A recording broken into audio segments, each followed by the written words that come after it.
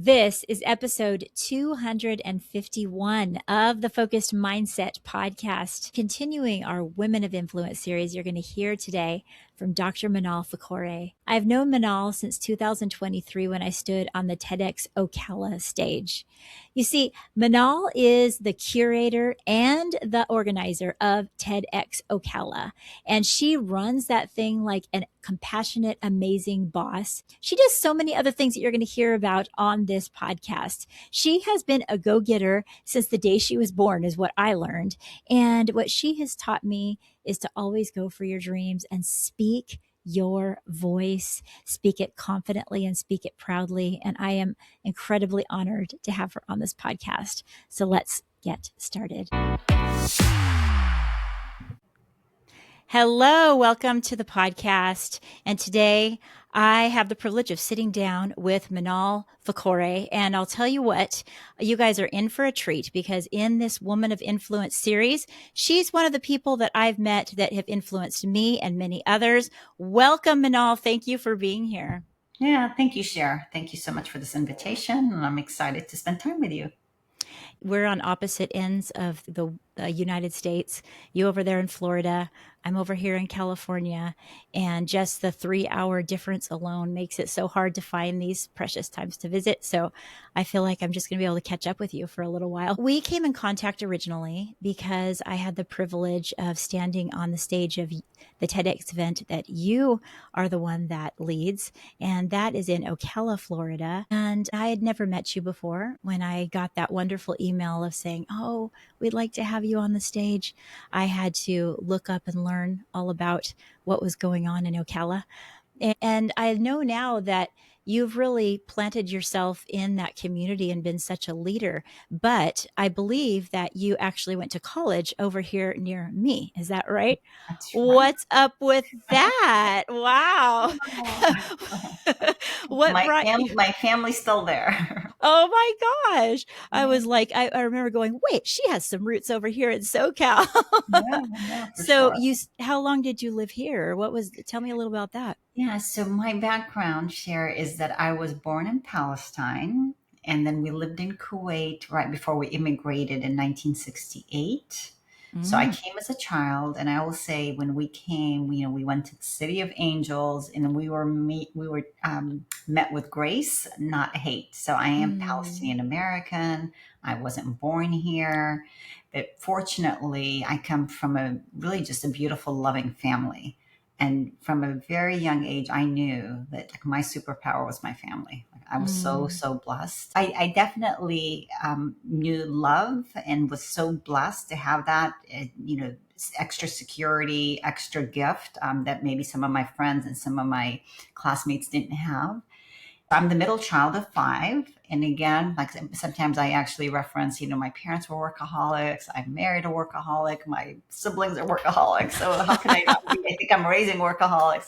So, the work ethic, the modeling of philanthropy, generosity, community, all of that was like packaged in our home.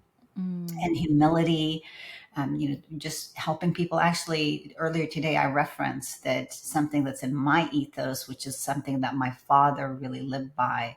And it's a verse from our Quran, and it's like the best of you are those that are of benefit to others, which is just a reminder, like help when you can. And, that is ultimately what you need to be doing is not just focus on yourself and your advancement, but how can you help people in a few minutes? And so when you say, well, I accepted, like, it's easy for me to say yes to these type of invitations.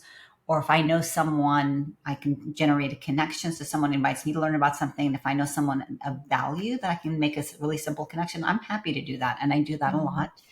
And the way I ended up in Florida is I went to the University of Southern California, Trojans. Yeah, and undergrad and grad. And I think those years were so formative for me. I recall as an undergrad that I would go to get my classes, and this is like a private university. Yeah. And I was the first one to go away. Like, so my sister and my brother commuted. So I was going to go away and live on campus. I had this honors at entrance award at the University of Southern California. I had done really well with the science fair in high school and class valedictorian, 4 years perfect attendance. I was like super involved in student government. And I'll They're like, actually we want you to be a Trojan. Get on over here. and with shame, without shame, that the high school I went to, and can you imagine like a group of faculty coming together and saying like we have to do something, and the rule they came up with is that you cannot be president of more than 4 clubs at the same time. I was president. That was because of you. That rule came up because of you. Yeah, because like I just didn't know. No, like my whole thing was yes, I want to do this. Yes, I want to learn. Yes, I want to be involved. So I was very engaged in school, and it was a smaller high school. So it's also if you're athletic. So I discovered that I was athletic. When it came to running and basketball. So if you were athletic, you usually just shifted. Like you went from volleyball to basketball to track to softball. Sure. Instead of like these big high schools where you only played one sport and that was your specialty. For us, it was a little bit different. If you were athletic, you just played, all the different sports. All the coaches were trying to get you on the team. Yeah. Like if you can do volleyball, you can do basketball, right? Yeah. So fun. Probably basketball was my favorite. And my memory was when they decided to do this is actually now before high school and middle school. Okay. When they decided to launch a cross country team. So I didn't necessarily know, but they just basically told us like, go out and run. Like it was a field. And to my surprise, and I think to the instructor, the PE teacher, and I came in like second or third, like up with it was mixed, guys and girls. They're like, and what's going on here? Yeah, so I had the ability to do long distance. So that's high school, and I'm in California. I'm very involved with the science fair, and I think it was really the science fair that was my ticket to go away to college to the University of Southern California. And what was really wonderful, and I want to highlight, is I had an older sister who was incredible. So my parents are immigrants. They didn't grow up in America. They didn't really know the routine.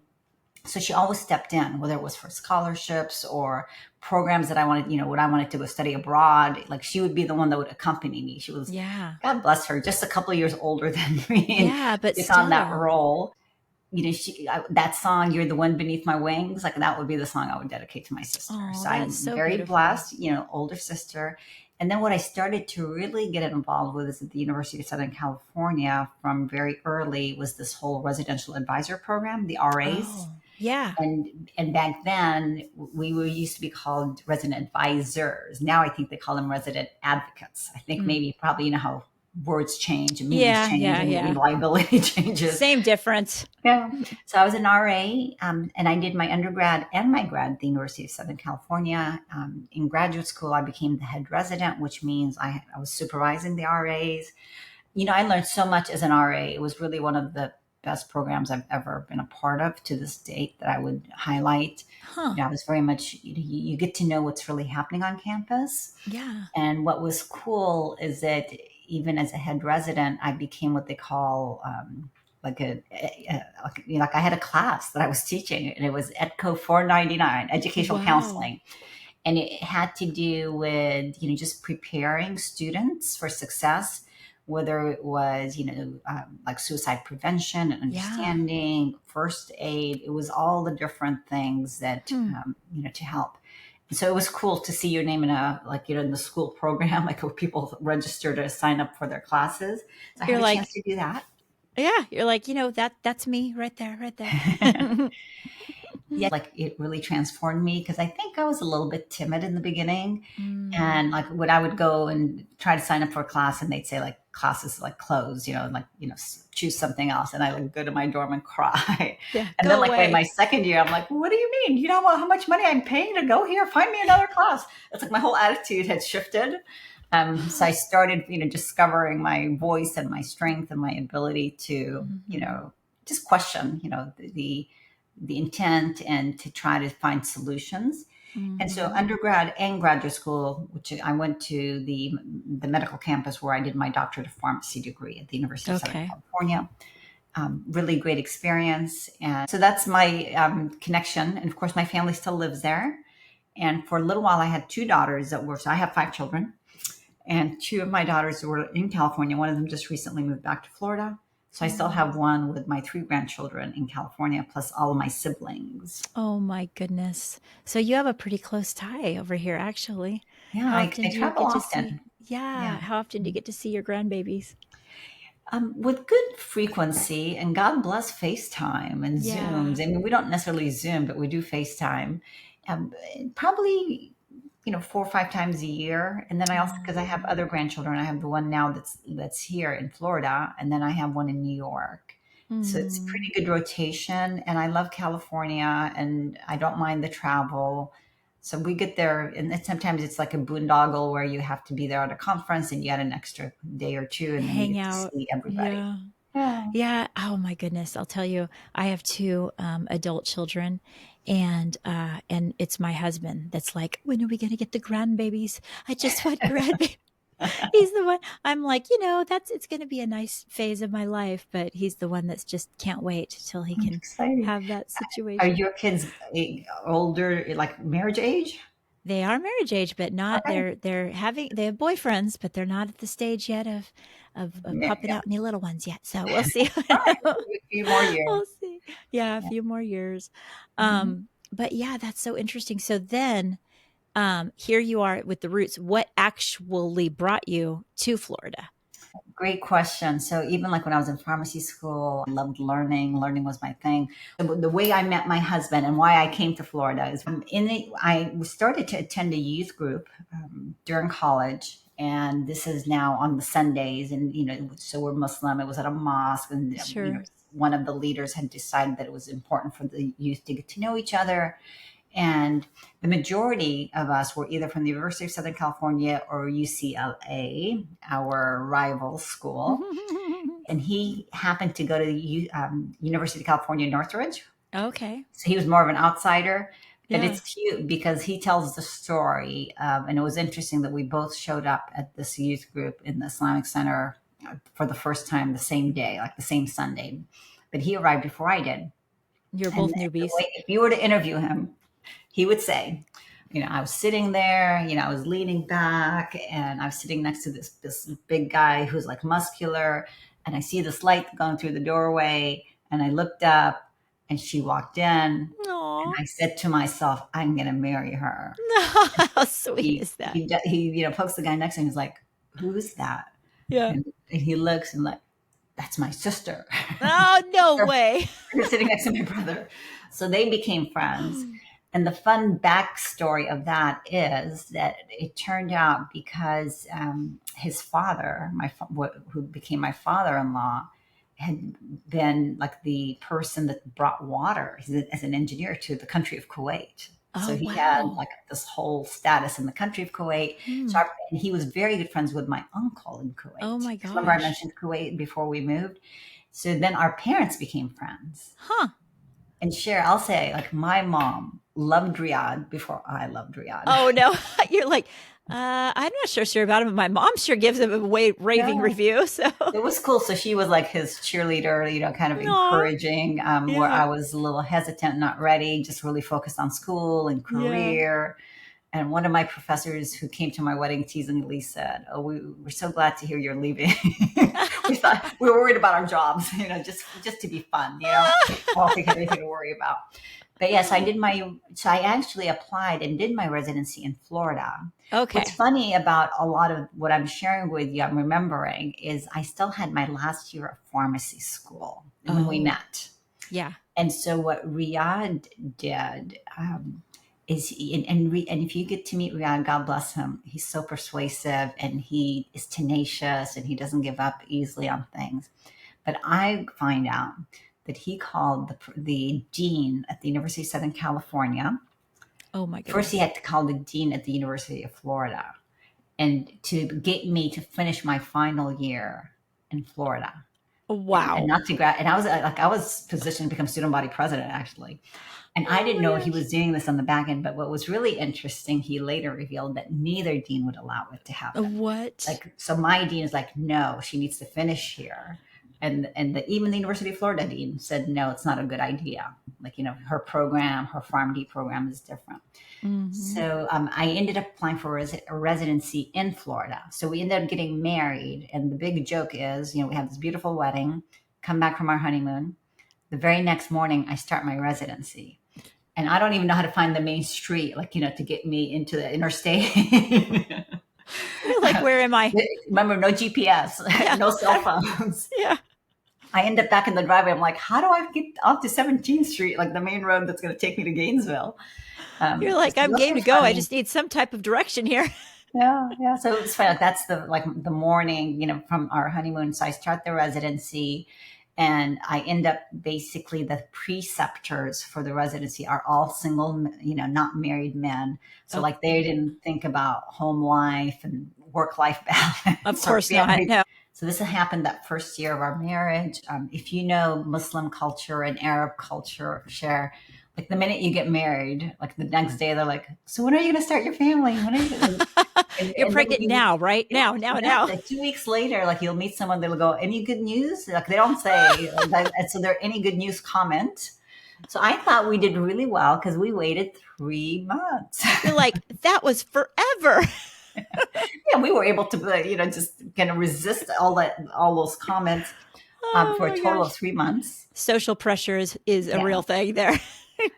And so now I finished my residency. I'm living in Florida. I'm in the city of Gainesville, Florida, and now I'm basically pregnant Yeah. and I'm applying. You remember, like I'm very driven, very academic. I'm one of the best schools in the country for pharmacy, and I actually apply and I get interviewed at both. We Mm. had two main hospitals right across the street from each other, and I ended up getting hired 8 months pregnant. Wow. And I was their first doctor of pharmacy pharmacist. And so I had all these Whoa. clinical services, and having come from California, which is way more advanced than the hospital where I was at. Because I remember when I finished my residency, they said to me, like, what are you going to do now that you're finishing up? And I said, well, I'm going to apply to work in one of the hospitals in Ocala. And they're like, you're going to like step back in time because California is very progressive. Like they have decentralized pharmacy, and the pharmacists are rounding with the doctors or making Interesting. recommendations. So I had to bring, and what was it also super interesting is even like drug information, which, yeah, and you'll like this share, especially my early years, in Florida. Like I would say things like, "Everything great starts in California." The hot fudge sundae, the internet. I was the drug information person for the physicians Huh. as part of my clinic. So I was their clinical coordinator. I'm doing what they call joint commission. It's like the hospital's accreditation, and it translates into millions of dollars through Medicare. So that was my role back then. Like I married a man that didn't want. He wanted a housewife. He didn't want like a professional, and so he didn't want me to work, and and so I had total flexibility at the hospital. And here, because they Yeah. hired me 8 months pregnant, and so like a month later, I'm having my first baby. I go back to work pretty quickly. It's part time. My mom would come, and like I would nurse and go work for a few hours. And this is before the work from home was even a thing or an idea. Yeah. And I'll never forget this is, we didn't have direct deposit banking. So what would happen, because the hospital's open 24 hours. So I Yeah. could come in really early, I could come in late, I could come in on the weekends. And I was doing all of that. Like Like whenever I real worked, flexibility. and I Yeah. took my work really seriously. So I would, like things that needed to get done, they were getting done. So nobody was asking me like, where are you and are you coming? And God bless my mom. She said, you couldn't have it any better if your dad owned the hospital, because there's total flexibility. But here's the funny part. So when I wasn't there and it would be payroll, they would put the checks in the narcotic room that's locked. Okay. And I remember the director of pharmacy like coming to me one day, like with a stack, like of checks, like in a rubber band. And he's like, Yeah. you need to remember to ask me for your checks when you come because the other Ah, pharmacists are getting upset that you don't even ask for your checks. And I honestly, like, I was working because I wanted to you apply. loved the work. Yeah. Yeah. And it was never focused on, like I need to make money, thankfully, which is Hmm. a blessing, that I Hmm. was married and, that, there was an income, there was a very, strong income that I wasn't, like, having. And I really wanted to use just my education and all the practice I had received as a Right. resident, etc. Yeah. So that was how I started. And every couple of years, I was having a baby, and I always went back to work quickly because Yeah. I had all this Yeah. flexibility. And my mom would always say to me, God bless her, she would say, like, take advantage of my presence. Like, while I'm here, go, That's a you can good go. point. Yeah, Yeah. and I was healthy. Yeah, I was healthy. So I would go do that, and so they would like do a double take. Like, didn't you just have a baby? Like they would be surprised, you know. Like, who And, is this woman? What is yeah, she doing here? and the funny joke is by the time I was having my fifth daughter, the joke was, "Where's Manal? Oh, she's having a baby. She'll be here tomorrow." Yeah, she'll catch up tomorrow. She had to miss this meeting. She had another Yeah, event. yeah. So really good memories. Just seeing the change in technology and just how advanced. So But it's like you really said, that's part of why they're like 8 months pregnant or not, we need what's in your brain from the things that you've learned through your right. resident because they didn't have that. They just simply didn't have it. Yeah. Share the morning of my first baby, like the night before, it's my husband and I watched the movie The Birds, which is, that whole, That's was it that Hitchcock scary one. movie? Yeah, Yes. exactly. So the next morning, like he's getting ready for work. I'm getting ready to go to the hospital where they had just hired me. Remember, 8 months pregnant, and my water breaks. Oh no. And so he continues, he still goes to work. And actually he was flipping, like there was 3 days a week where he was 45 minutes away. Like he had an office in a city called Crystal River. And then 3 days he was in the city of Ocala. And I call and I say, I'm going to be late this morning. I wasn't even thinking, like my water broke. I'm supposed to be having a baby right now. I'm still focused on like, okay, sorry, I'm going to be a few minutes late for work this Yeah, morning. I don't know. Something's coming up. Don't worry Yeah, but about it. I ended up having to call him like, you need to come back. And his Right. mother, yeah, his Turn mother had around. to take me and take me. And also our first three babies were a birthing center. So I would Oh, go to the city of Gainesville, and the first one, because I was doing, the residency. So it was a little bit easier, like for my appointments. yeah. Yeah. So that was just like the start of our lifestyle How together. But yeah. beautiful. Now this is what pops in my mind. Did you ever have that official conversation with him where you're like, you didn't actually marry someone that doesn't want to work right now. I actually want to work. Like, did you guys have to like, or did it just, what Yeah. happened there? Great question. Really great question, especially because, it's interesting because I had a cousin who teasingly would say to me, we married the wrong guys. Because her husband wanted her to work and she didn't want to work. I wanted to work and my husband wanted me to stay home. But what was interesting is my mother, who was, remember, my husband's advocate and good Yeah. friend, and I love how close they were. And, my mom has passed, so God bless her. Okay. But she had said to me back then, like, if you had asked for Riyadh's eyes, he would have given them to you. But she had said Mm, to Riyadh, like, Manal is not a stay-at-home mom. right. Like she So has she to stood in the work. gap for you, basically. Right. Yeah. Yeah. So she basically, yeah, did that. And again, I think what was, where I was blessed is I had the flexibility, and like the Mm, hospital knew I didn't have to work. Like I wasn't working for that paycheck, but hmm. I had the clinical expertise and I had the education, and I could come in and do the things that needed to be done. And I did that for many years. Yeah. I actually ended up staying at the hospital for 28 years. Wow. And then now I just do it as a consultant. So I still use my pharmacy degree. Since then, I have just like continuing to grow and Yeah, I was just going to gain ask you about that. Do interest you in still use it? leadership and public speaking and service, and serving on boards, and really just identify your own identity and just the way the world was after September 11th, the way the Ugh. world is now. Mm, So so different. yeah. Yeah. So that's kind of like, I'm just learning so much about you because right now I'm thinking I was just dropped into your world after, and I didn't really know all of this type of stuff, but I had heard that you actually did a TEDx and, it was more using some of those, that information you'd already learned, right? What was the topic of your first TEDx? Yeah, so mine, interestingly, so when I first learned about TED, the platform, I loved it. I loved, Mm. like, like this because I love communication That doesn't surprise me. Yeah, because you already had the mind for learning and growing and, enhancing. Yeah. yeah. And it later like dawned on me, like, I really figured out, what is my emotionally charged connection to all of this. But so initially I'm in Tallahassee for like something actually, for my work at the hospital. I'm coming back and I'm listening to this interview on NPR, and they were interviewing the man, Carmine Gallo, who wrote Talk Like Ted. And Hmm. and that was like the introduction of how I started hearing about TED. And then my very first time when and one of the rules is you cannot speak on your own stage. Like that's a Oh, TED rule. Like, I okay. can't just go get a license and, present myself as one of the speakers. Right. Yeah, I can MC, I can welcome people, I can do all of those things, but you cannot speak at your own event. Because that would And be like self-promoting. So, yeah, they have a lot of good rules. Like, even with sponsorship, like sponsors can't control your, talks. It has to be, commercial free. Even like in terms of limitation, like, companies like Lockheed Martin cannot be your sponsors or tobacco mm, companies, 'cause they're talking about improving communities, mm-hmm, and they don't believe alcohol and tobacco improves your community. So they do have, mm-hmm. or the, weapons, the whole Right. thing.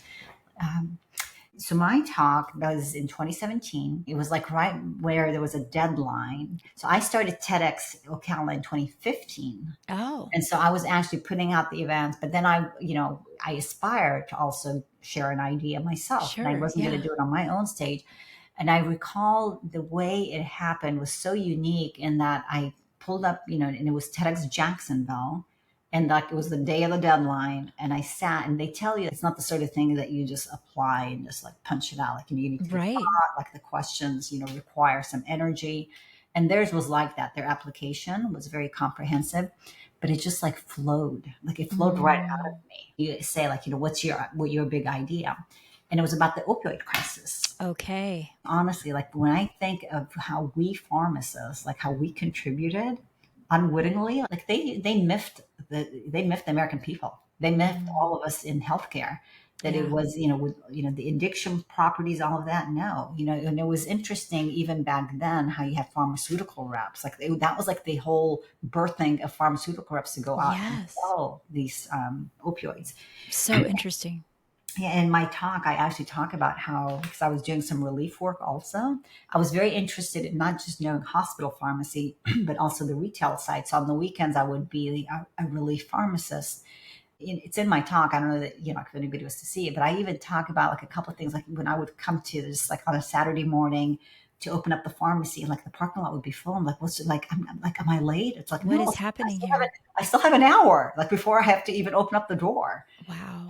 But who was, and all the people that were standing waiting for the pharmacy to open they had these narcotic prescriptions, these opioid prescriptions. We actually had like a dedicated fax line for the scripts. And we used to have an area like right behind the pharmacist, which is for your high moving drugs. So that way you're not walking around to that aisle and that aisle and that aisle to get, because Mm-hmm. you're going to use them a lot during the day. Well, like with the opioids, like we just kept it right in front of us on the counter. We didn't even turn around, to put it back on the shelf. Like, so that should tell you something, right? It Like that. really should. Like red flag, red Yeah, flag. exactly, exactly. Yeah. But I think, back then it was like they made it, the way it was being promoted. I basically share some of the history and, just how we also, when you kind of realize that, hey, I played a part in that and I didn't Yeah. realize what I was, as a professional, as a healthcare professional. But yeah, so that's my talk. It's about the opioid crisis. Mm. And then also in 2015, which is the year that I started the whole TEDx Ocala, and I was very involved in the world of Toastmasters for public speaking. And it wouldn't be until maybe 2018, like after that talk, a friend of mine took me to lunch and she wanted me to help her with an event that she was going to chair, like a women's event. And during lunch, she said to me, and she's like towering over me, she has a big voice. She's like, Manal, why do you invest so much time in Toastmasters? And I thought to myself, like in that moment, like the light bulb went off. And so there's something called an emotionally charged connection, and it's like, Huh. and it answers the question, like why do we do what we do? And what I realized, Sharon, this is going to go like in a different direction now. I love this. When I was a little kid coming from Palestine, where I told you, and back then we did not have 24-hour news. Like, really, like I'm older than you, so you have to realize like there was a time when like the 7 o'clock news would come on, and you'd get 20 minutes of news and then it was done. Yeah. Or then the 9 o'clock news would come on. And that was it. That was it. And when we were kids, like when the news would come on, you have to like pull out, and start looking like historically like what was happening in Palestine back then, which Yeah. was not good. Like there was always time of Mm.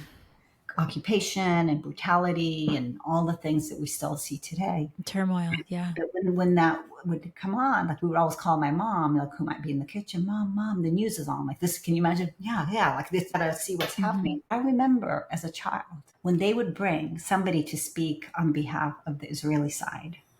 They were eloquent, polished, Mm. easy to connect with, totally articulate. They would bring somebody to speak on the Palestinian side. He had this heavy accent, broken English, really hard to connect with. And I Interesting. remember, yeah, and as a child, I'm like, why don't we have someone that can communicate better on our behalf? You're talking about this is the news. And it wouldn't be until like many years later where I finally like this woman that was involved. Her name's Hanan Ashrawi, like showed up on the scene. Like all of a sudden, who is she? And she's a Palestinian Christian woman, older, that was involved in government. Like you finally found like now that's someone. But my point is like why I value public speaking so much. It was about the importance of getting your idea across and being. Mm. And I tell even one of the things I do in the prison is public speaking that I teach. Wow. Yeah. And I tell you, people will equate your intelligence to how well you speak. When we look at President Obama, I remember that moment, the very first time when he spoke at the DNC. And that next morning, people didn't even know how to pronounce his name. He was this unknown senator from Illinois. And we always used to listen to NPR on the way to school. And it's so Mm. cute because my kids know like the Renee Montagne and Steve Isinski, like they know They the just know reporters. these names. Yeah. Yeah, instead of like song. My son said to me one day, like, Mom, why didn't you guys listen to music when I was young? All my friends know songs I don't know. That's right. Like, yeah, but the NPR reporters that they don't know. Um, Back to like the importance of communication. Barack Obama, all of a sudden the whole country, heard his name because of Right. how eloquent he was. And people have analyzed his speech and looked for all of the different tools that he used and the Amazing metaphors. communicator. Yeah. Yeah. So I'm a 100% believer in communication, and so the TED platform, to me was just an extension of that ability to get an idea and share it. Yeah. And it So wasn't until I didn't know until today that you actually started the event before you did your talk. So that shows to me a real passion for the work. mhm, yeah, It wasn't brought up as, oh, I was a part of that. Maybe I can start one of those. It was right. more hmm because you really had a passion for that type of communicating and that type of thing. But when you talk about Connection. connection, emotionally charged connection, hmm that memory for you has become a core memory. And Yeah. I don't even know how often you've visited it, but hmm how interesting is it that one moment in time of that repeated effort and your continued, how many times did you probably repeat that thought of, wow, why can't someone communicate as well as on that other side? hmm That drove you.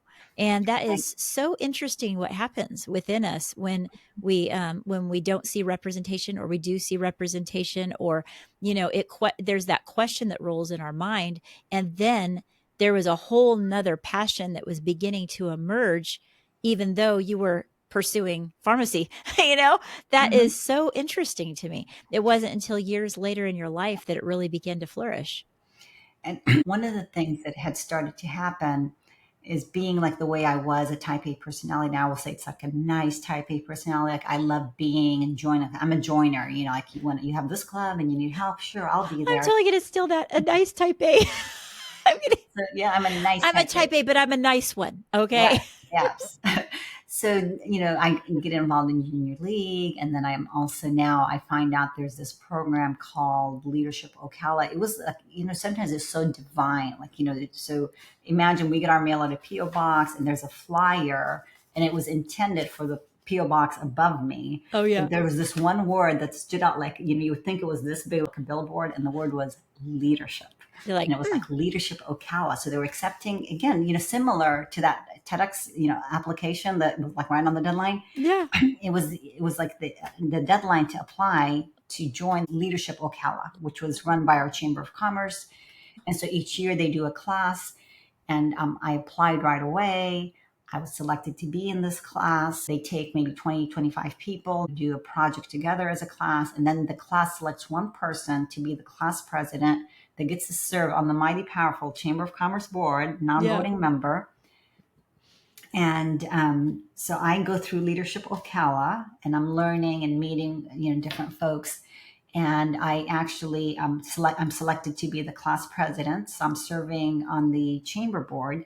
And a fun story is that they basically announced that that in order for them to meet the budget, there's like I don't know, like 40 people on the board. I'm a non-voting member. However, if each person would just bring in 3 members, like we would Okay. hit our goal, right? So immediately after the meeting, I call my husband for our medical practice. I was Mm-hmm. president of the Pharmacy Association. Like, I hey have a guys, few why don't we connections. join? Yeah. Yeah.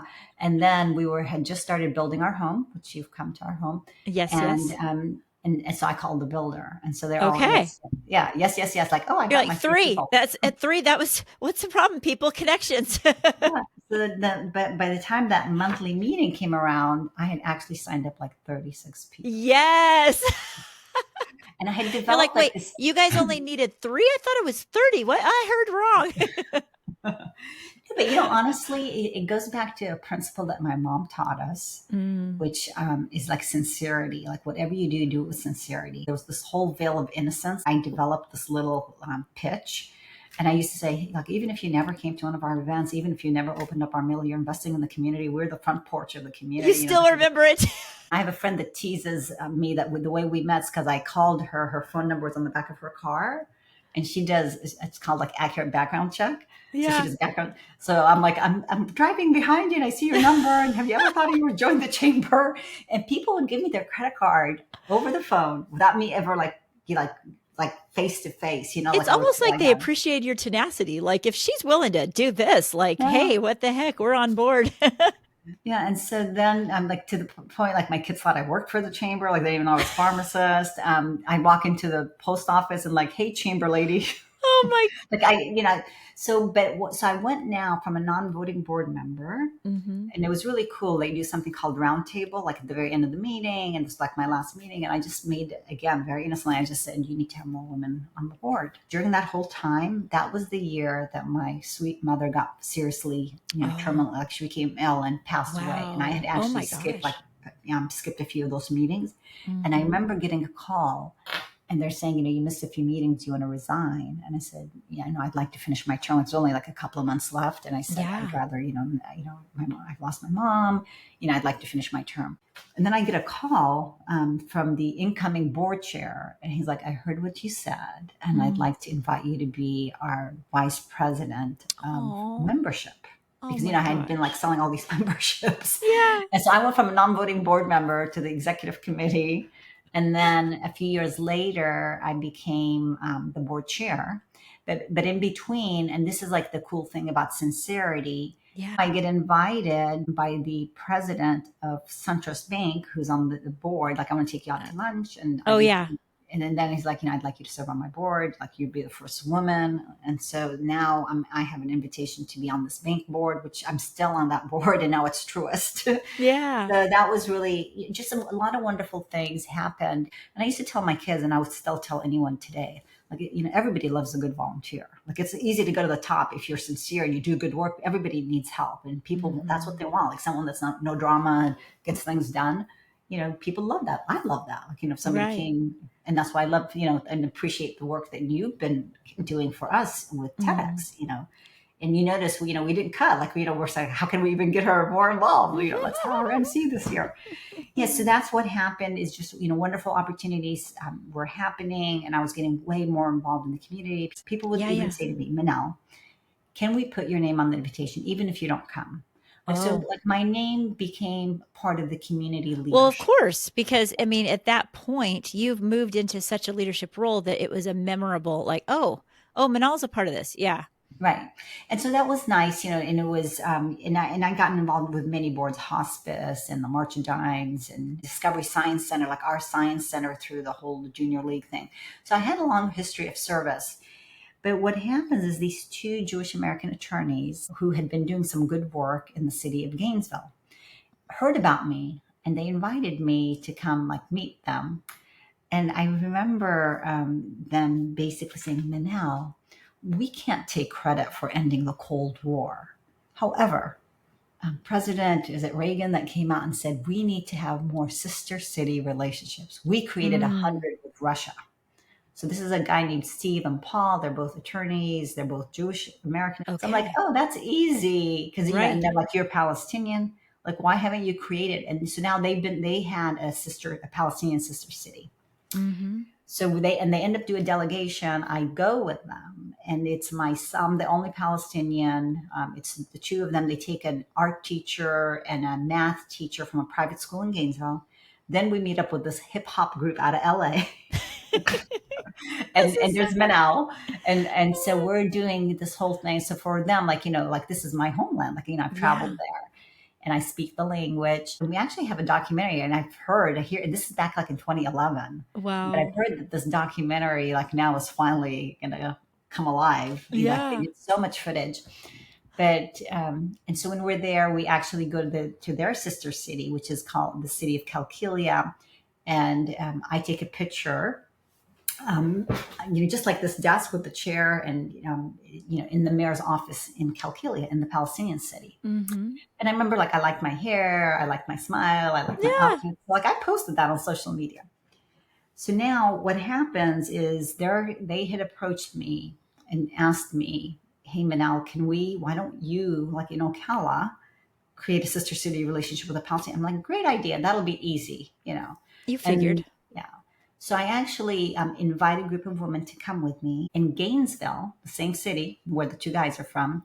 Actually, on the news, they had just raised money for the school for the deaf. Oh. And there was a whole, like the local TV station had done a story on how Gainesville raised money for their sister city in Calkilia. Mm. And I can read body language and listen. And I know, like this, our local mayor. I actually go up to him and I visit with him and I say, "Hey, we like this is an idea," and he's like, "Great, come and announce it." This is like these guys gave me the idea, the two attorneys, Right. and then I say, "We'll be back."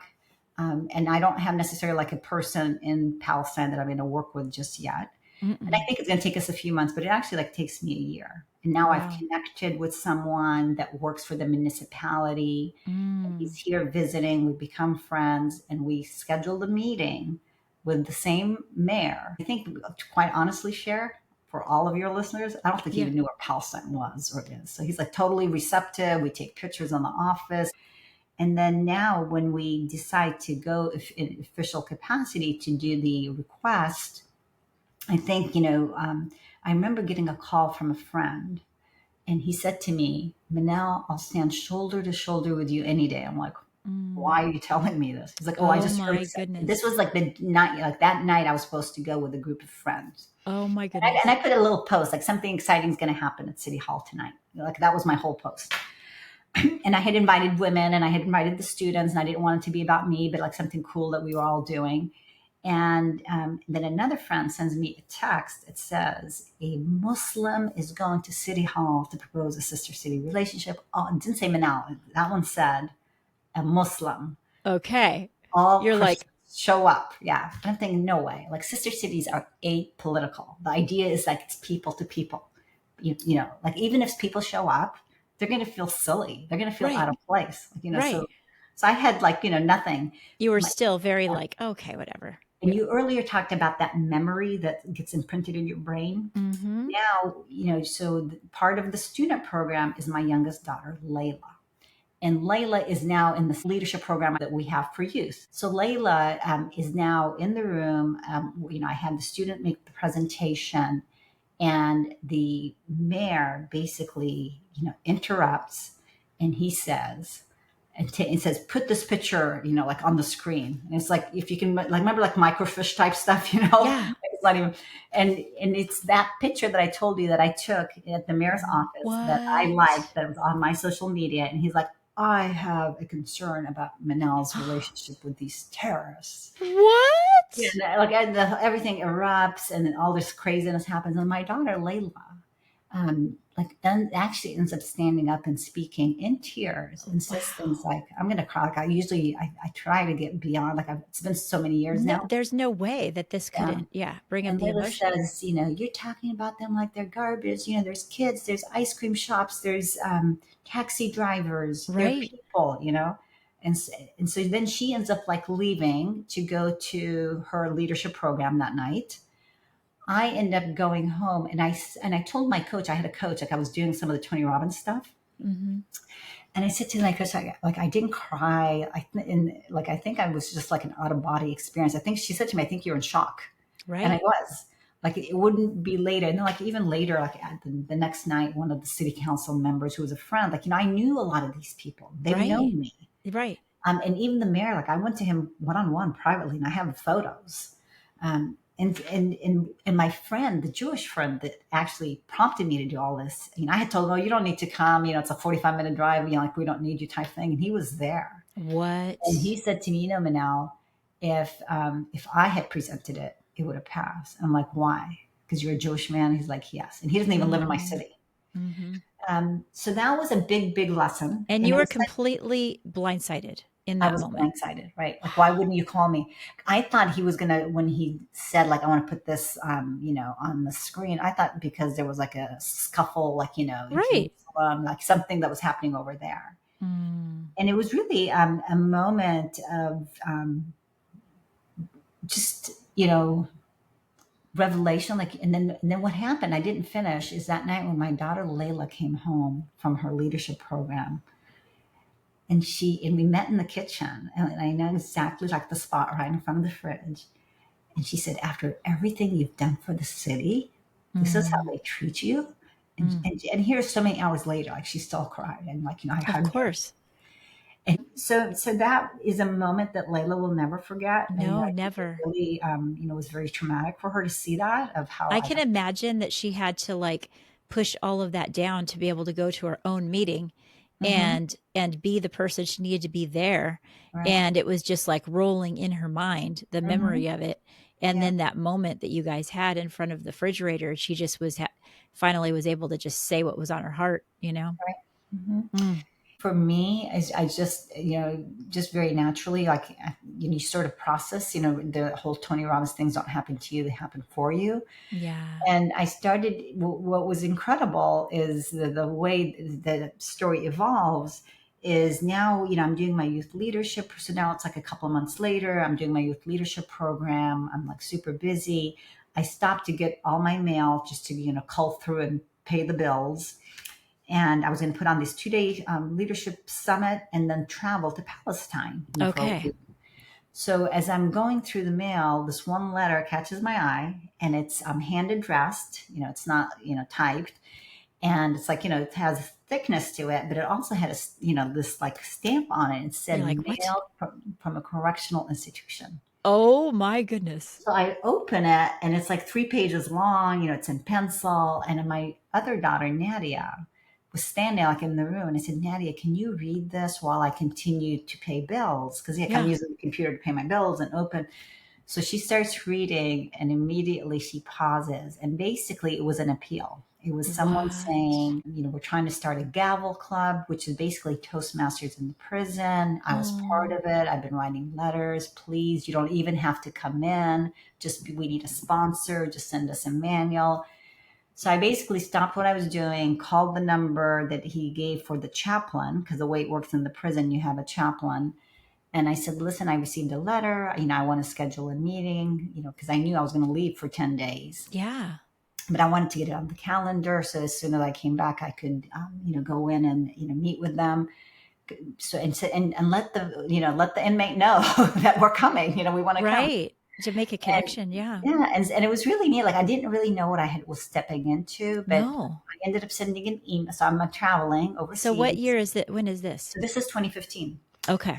So it's the summer of 2015, and now I'm back from my trip to Palestine. And during that time, I actually send out an email to some Toastmaster friends, and I say, hey, I'm going in to do this, with the prison. If you're interested, let me know. Like 10 people said yes.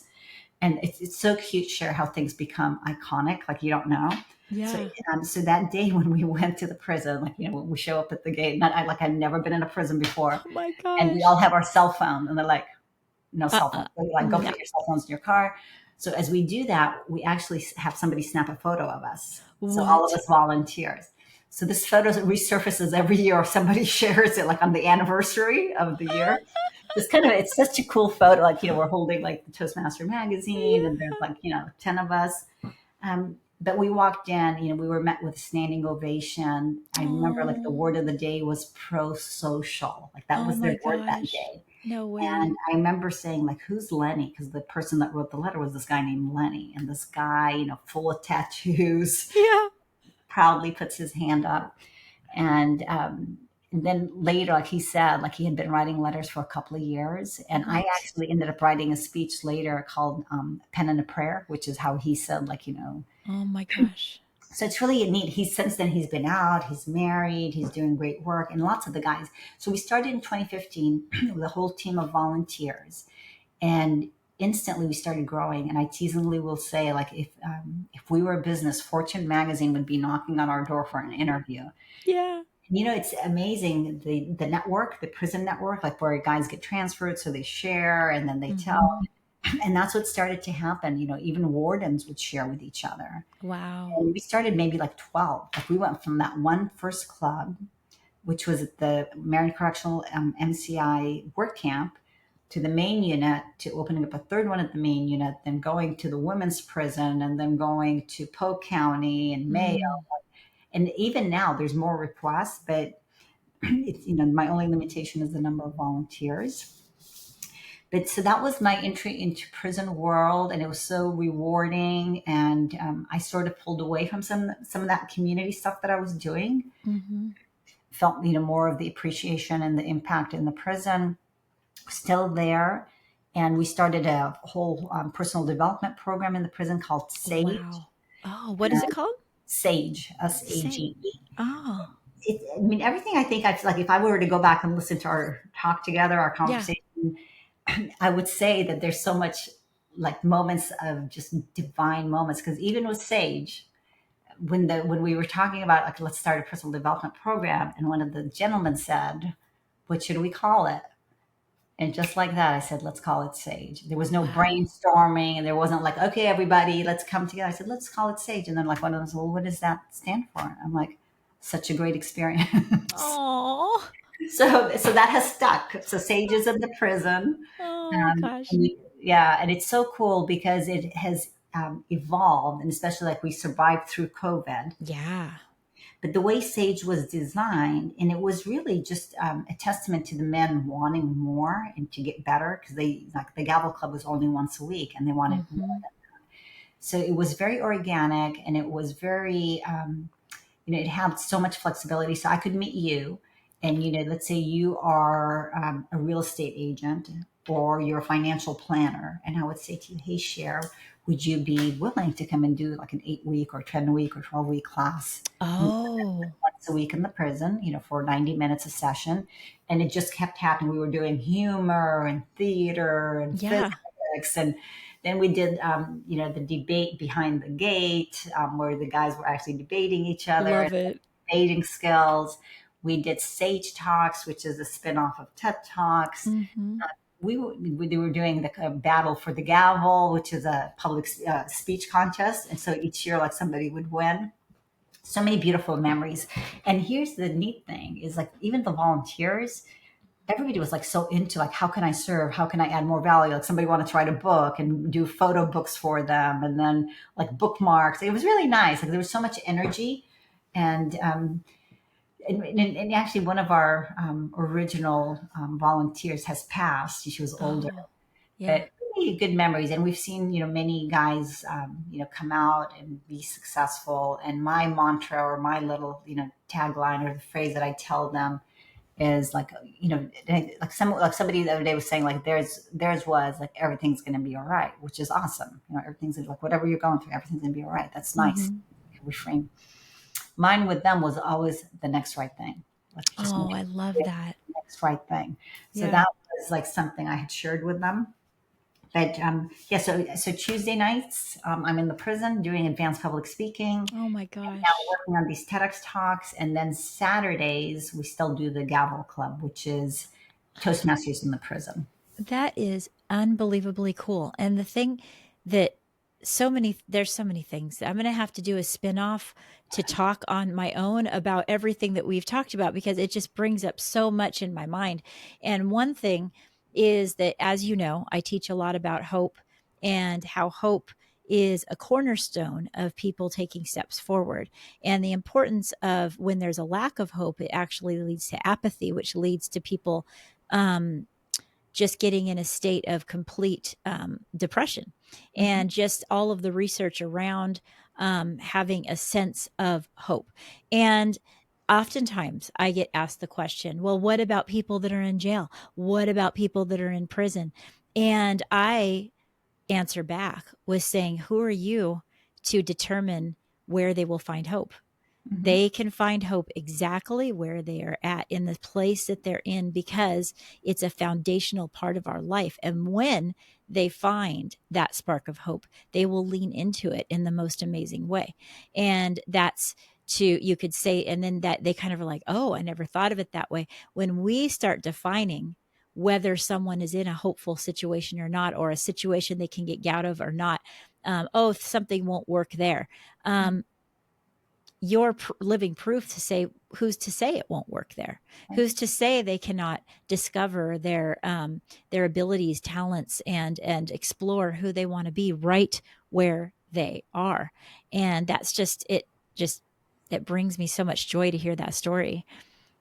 Yeah. I mean, I'm sure that you guys have seen the hope come back in people's eyes when they discover that they can learn about just all the many things, let alone communication skills that you Right. guys bring into that environment, you know? Yeah, it's been really rewarding, and some of the testimonials and the messaging that we hear and the excitement.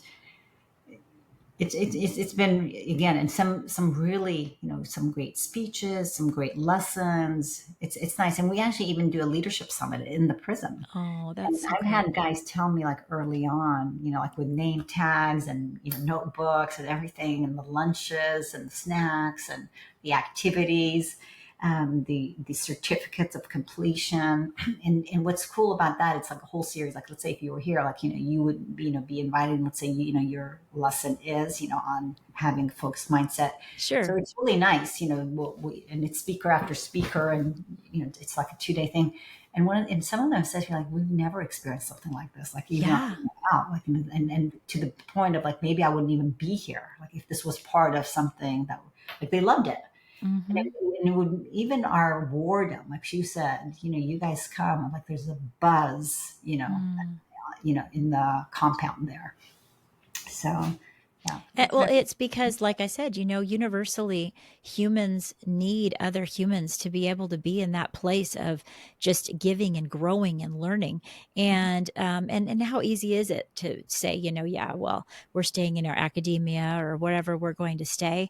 But what you've done is you've bridged and used your sincerity to be able to say, where am I going to use that? I'm open to that. You were open to that when you opened the letter, and you were open to moving in that direction. And I think that speaks a lot to why you're the strong leader that you are, that you didn't just necessarily stay in your lane, but you were open to the possibilities, and and being sincere in that. I don't know how that too comes into play, but I sense it. I sense like it was some type of movement in sincerity to who you wanted to be in your heart, and also the openness to walk through the doors and yeah. walk through the doors, you know, Mhm. and not ignore the opportunities.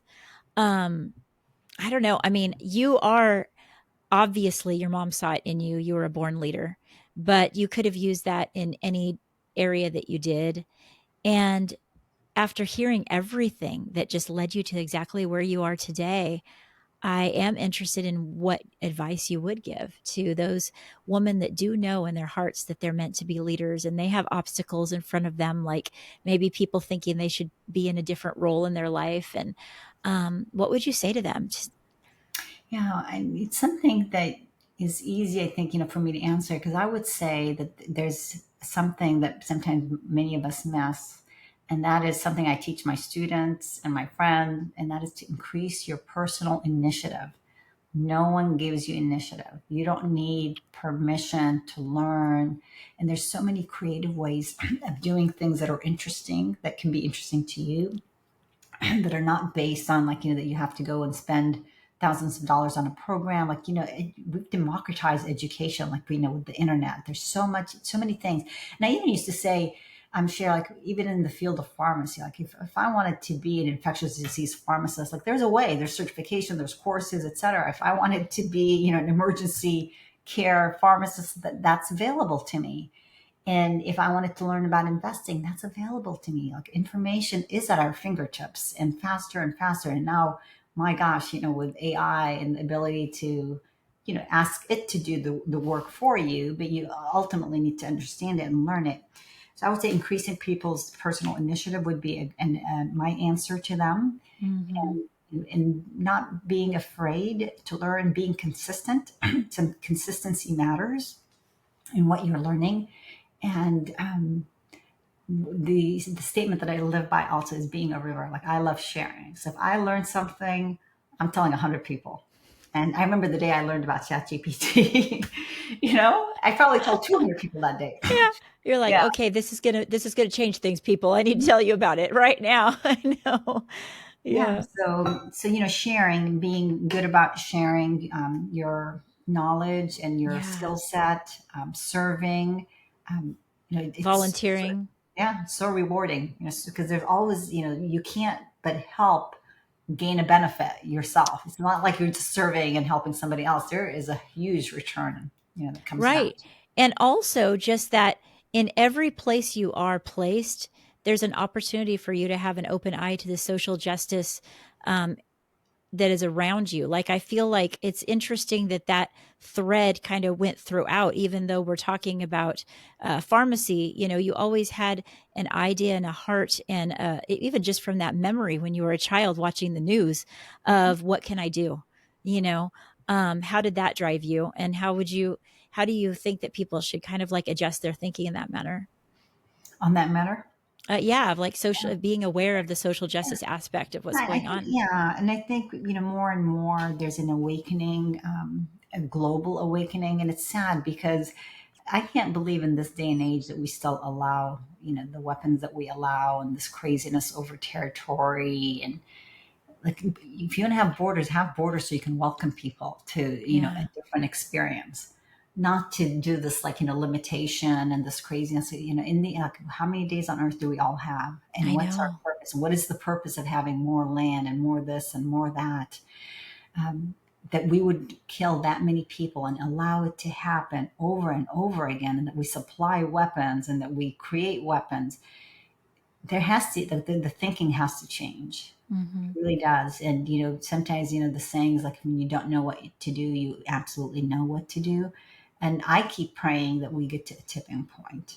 And I feel like there's been some changes. There's some evidence of people, Hmm. understanding better. And there's so many ways that we have been miffed for so long. If you control the media, you control the message, you control the narrative. And then I think people are inherently good if they know. But if we're feeding them misinformation or wrong information, or not giving them enough information, that they will make the opposite decision of what is Yes. noble and what is right.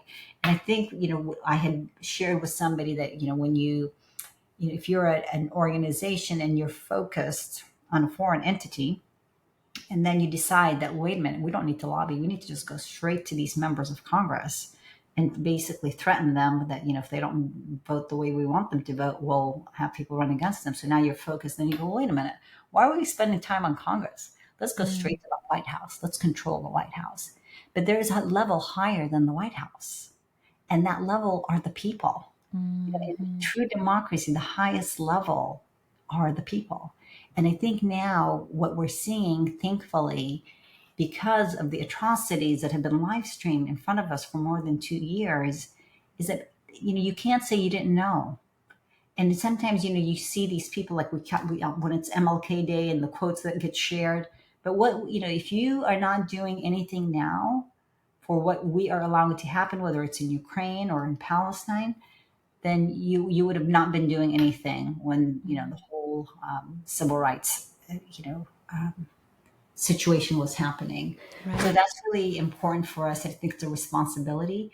And what's wonderful is when you see the emerging voices of people that others can relate to. So I Yes. have been always, when I think and why we're so grateful for people that are not of Middle Eastern descent, speaking out, so heartwarming that they're saying, no, it's wrong. Or the people in Ireland, really coming, and bringing awareness to the situation, because they went through it. Like when if you have any occupation or colonization share, it will be met with resistance. I don't care where That's in the true. world it is. That's Nobody true. wants to live under occupation. Nobody wants to be colonized. And whether it's peaceful resistance, not peaceful, there's different types of resistance, but they will resist because people ultimately need to be free. Hmm.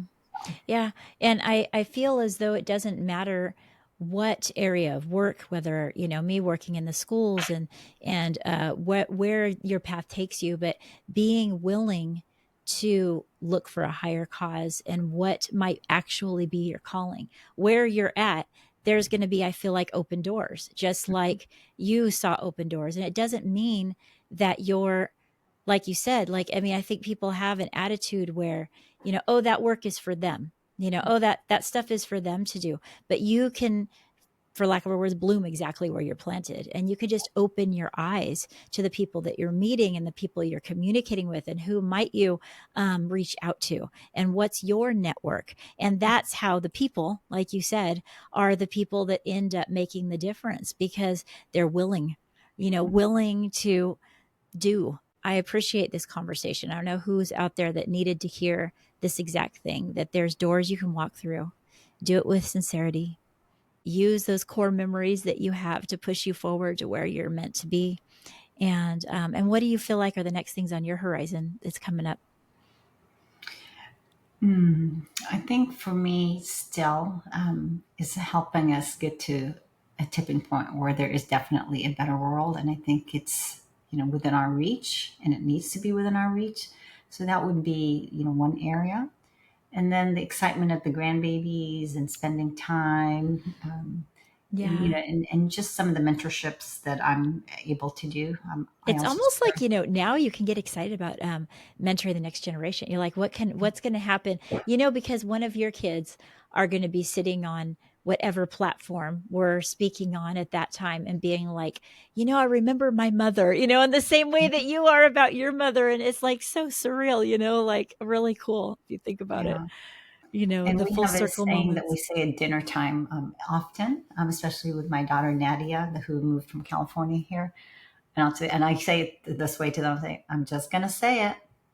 We are blessed. Yeah. We really are. We are blessed, and it's just a good, way to remind yourself to ground yourself. So, Yeah. I mean, we're blessed, but also we're blessed when we get to be in service. yeah, I think that I see in your eyes the joy that you have in service. And all I've ever witnessed is your leadership there, right at Ocala, when you're doing the TED and you're running around and you're in your space.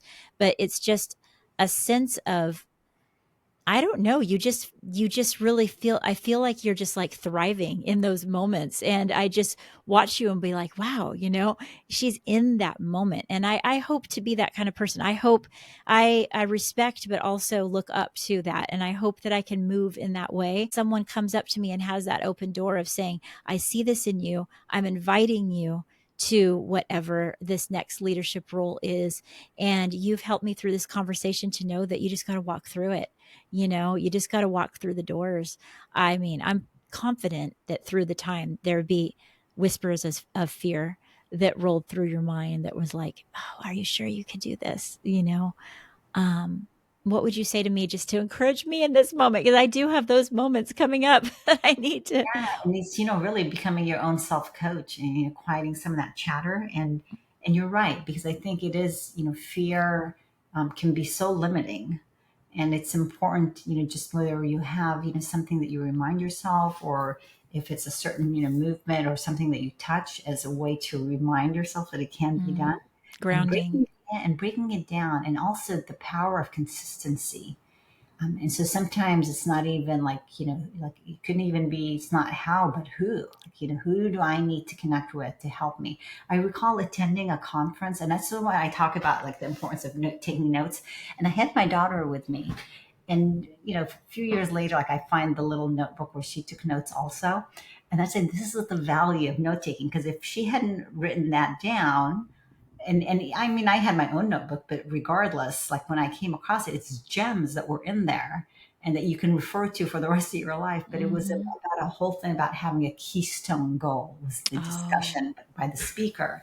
And his thing and the lesson that stays with me is like anything you want to accomplish, do you have at least two or three people like in your phone that you can just go to right now that can help expedite that? So let's say it's writing a book or visiting a location or accomplishing, a certain exam or goal or degree. And I remember at the time I wanted to summit Mount Kilimanjaro. And I Mm. thought, I have two people that I can call. And sure enough, there was a physician in our city. And he was so excited. He started sending me photos and giving me the ins and outs and what I need to start focusing on. But what was also, again, those minutes of divinity. I remember being at a conference when we made the decision, and it was started out as a birthday surprise for my husband. Oh my goodness. And we do, like, I do this whole fun party for him, and everybody has a clue, where they, like, the reason we're invited is because, like, I'm an orthopedic surgeon and this is Yeah. all, or I'm a chef and you have to eat healthy. Like, he has to figure out what his gift is. And and we reveal it, and they're like, we had like the executive director of the YMCA, because you got to work out, so like, That's you too and cute. there was like all these fun clues, and then finally, like, you're gonna get to go summit Mount Kilimanjaro. Yeah. Well, weeks later, he tells me, I don't want to summit Mount Kilimanjaro. Fine, I'm taking our daughter with me. And then later he changes his mind. So now I'm attending, like Arab Anti-Discrimination Committee conference, right? And there's this big table. Imagine like two 8-foot tables. Okay, so Okay. imagine two 8-foot tables, and there's books, Massive. yeah, politics and cookbooks and culture and art and so much. And then in the center, sitting on a little, holder, is this book that says Mount Kilimanjaro. Can you believe that? Ah, And I'm like, what is this book doing here? I right. asked the woman behind the table, and she's like, oh, It's a divine moment. she said, we wrote the book, her and her husband. Oh. Oh. And so I bought the book. I have it. And what was interesting, like when you even start reading the book, and she said, like, we had to make a decision, like early on, Mm. like, because I told her how I was going to be doing it with my daughter. So this is before we climbed. He said, we made a decision that if one of us got sick, like the other person would continue. Like, you need to know like Mm. what your plan is, because like, do you both hold back, or do you, like, is it both of us or no one, or is it if you're still doing well, keep going? So, but anyway, it was like moments like that. And then I'm at a different Yes. conference, and there's a group, and actually it was like we had to convince them to let us climb with them. And it was a group called the Palestine Children's Relief Fund, PCR. Okay. And what was cool, it was called the Climb of Hope. Mm. And yeah, they were getting ready to take the first two Palestinian kids Oh. to summit. Oh my And gosh. one of them is an amputee, like she has a leg, was a girl from the city of Nablus. And then Wow. there was a little younger guy from Gaza. And Mm. what was neat about that, like, honestly, like my family, God bless them, is very philanthropic, and they had like been received a big award from PCRF, like a California chapter. And I'm like, you got to let us join this climb. Like I had to convince them Like, because we're they the were ones. We're the ones. You need like us. almost maxed out, so they accept us. And I meet with the woman, and she like tells me, you got to get your boot. Like, and there's this whole list. And like the day that we were supposed to travel, because the young boy from Gaza, like, Gaza was like, what's the right word? It's like sealed, like you can't go in or out of it. Like, No. who Yeah. knows who? Do you know anyone, like, that we can call, like in government, if fire? Absolutely. And finally we were able, like, poor thing, like they had to get him like through Dubai, through like all Oh, this rigmarole to get him some to serious where he. traveling. Right. Yeah. But they were able to make it, the two kids. So Mm. that was so we Oh. were part of the Climb of Hope. Oh my And gosh, that that was is the cool. coolest thing ever. I'm so glad you shared that with me. What year was that? I think that was 2014, Oh January my gosh. 2014. Wow, you had a lot happen between like 2000 around 14 up to 20 up to the pandemic. Like, my goodness Yeah, gracious. yeah. Yeah. It was beautiful. Well, thank you for You're coming on here today. welcome. This is like a leadership masterclass, really. Those of us have been able to sit in and listen on this. A story of it's not even personal. It's just walking through the doors of opportunity with sincerity. And then it brought you right here. And I know that there's going to be so much more to come. I know that we're going to be in each other's lives for many more years. I'll keep the California connection open over here for you. Yeah. And that's just the way that life opens these divine pathways of who we're going to touch and who we're going to be with. And you're just the perfect person to be a part of this series. And thank you for being you. I just Thank you. appreciate you. My pleasure. And thanks for having me. Great job for doing All this. right. Thank you.